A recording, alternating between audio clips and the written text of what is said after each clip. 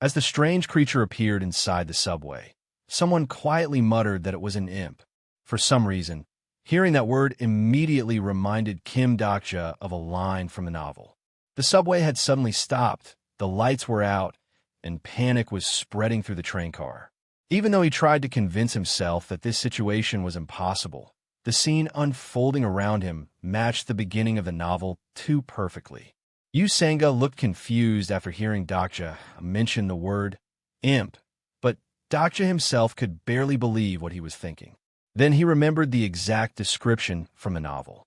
A small creature with tiny horns, fluffy fur, and a strange appearance that was too harmless to be called a devil, yet too eerie to be called an angel.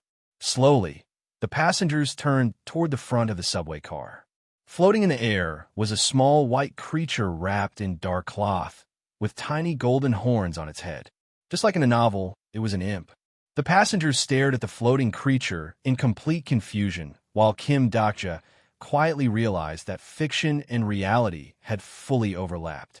The small creature began speaking in a strange language that nobody could understand. Most of the passengers thought it was some kind of prank, special effect, or hidden camera event. Some people laughed at its appearance, while others took out their phones to record it. But Dokja immediately recognized the creature for what it really was. An imp, the same being responsible for countless disasters throughout ruined world survival. Even Usanga tried to make sense of the situation and wondered if the creature was speaking Spanish.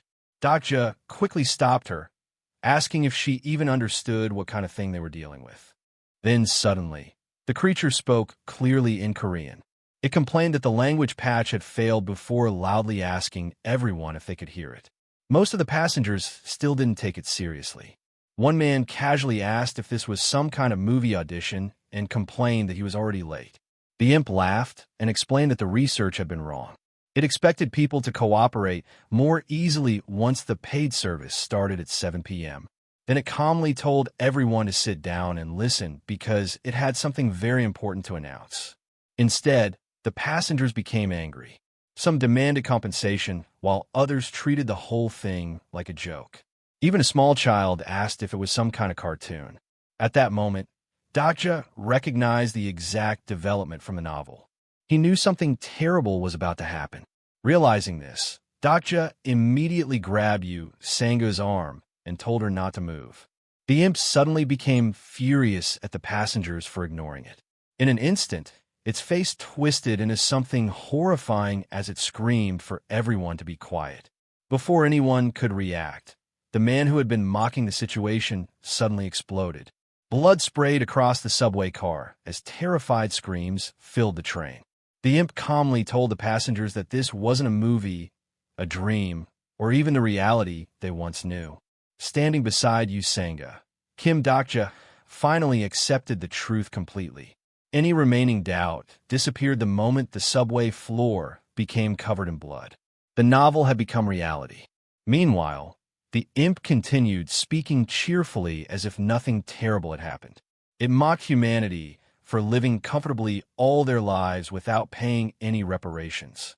According to the creature, humans had been enjoying a peaceful and wonderful world for far too long. The passengers desperately tried to negotiate with the strange creature. One office worker stepped forward and offered money, believing the whole situation was some kind of hostage incident. He promised millions if the creature would let everyone leave safely. The imp laughed at him. It explained that money only had value in the human world. In higher dimensions, paper bills were meaningless. Then, as punishment for trying to bargain with money, the man's hands suddenly burst into flames. The imp warned everyone that if anyone tried the same thing again, their heads would explode next. After that, the creature casually announced that humanity's debt had continued growing while they wasted time talking. Suddenly, glowing messages appeared everywhere as the subway filled with panic. Channel number 7682 has been opened. The constellations will enter. The real scenario had officially begun. Blue holographic windows suddenly appeared in front of every passenger. Everyone froze in shock as glowing system messages floated in the air like something straight out of a game. The main scenario has arrived. Then the first mission appeared before them. Main scenario number 1, proof of value. Kill 1 or more living beings. Difficulty F. Time limit 30 minutes. Reward 300 coins. Failure death. The subway instantly fell into terrified silence. People stared at the impossible message, unable to believe what they were reading. The imp floated above them with a twisted grin and cheerfully wished them good luck. Then it told them to keep things interesting. Usanga desperately tried calling the police, but nobody answered. Fear spread through the subway as people realized there was no help coming. Trying to calm her down, Dakja compared the situation to a survival game. He explained that they were now trapped inside a world with rules, just like the game developed by her company. If they wanted to survive, they first needed to understand those rules. As Dakja observed the train, he saw bodies scattered across the floor, terrified passengers trembling in blood-stained clothes, and an old woman praying in silence. The horrifying truth became impossible to deny. This was no prank, no dream, no movie. The novel he had spent over 10 years reading, 3 Ways to Survive in a Ruined World, had become reality. And now, the exact story he knew so well was unfolding right in front of him. Dakja forced himself to think calmly. If the story had truly become reality, then surviving meant following the rules of the scenario. While everyone panicked over the impossible mission window demanding a human life, one man suddenly stepped forward and took control of the subway car. The man introduced himself as First Lieutenant Lee Hyun-sung of the Korean Army. With military confidence, he calmed the frightened passengers and claimed he had received an emergency message from his battalion. According to the message, a nationwide emergency was already underway. Hearing his name shocked Dakja. He recognized Lee Hyun-sung immediately, not from real life, but from the novel, The Steel Sword Master, one of the most important recurring characters in ruined world survival. For the first time since the chaos began, Dakja realized something terrifying.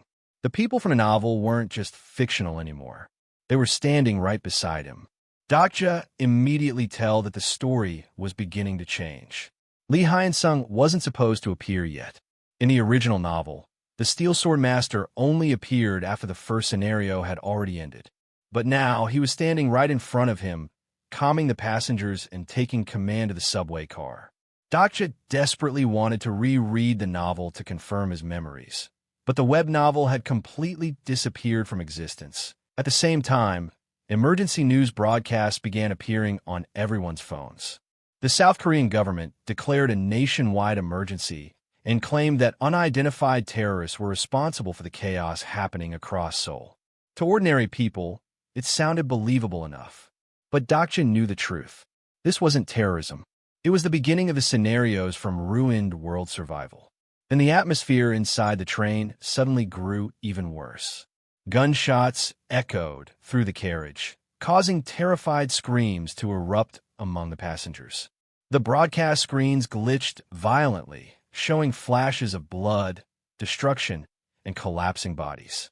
Amid the static, the imp's horrifying face appeared once again, grinning with bloodshot eyes as it mocked the humans for still believing this was some kind of terrorist attack. It decided to increase the difficulty level because humans in this country were supposedly good at video games.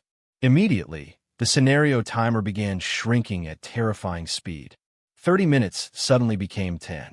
Then another message appeared before everyone's eyes. If the first murder did not happen within the next 5 minutes, every living organism inside the train carriage would be annihilated. The subway instantly descended into panic. People screamed in confusion, desperately asking if the messages were some kind of prank, while Lee Hyun-sung struggled to calm everyone down. But Dakja already knew that everything was progressing exactly according to the novel's plot. Still, one thing continued bothering him.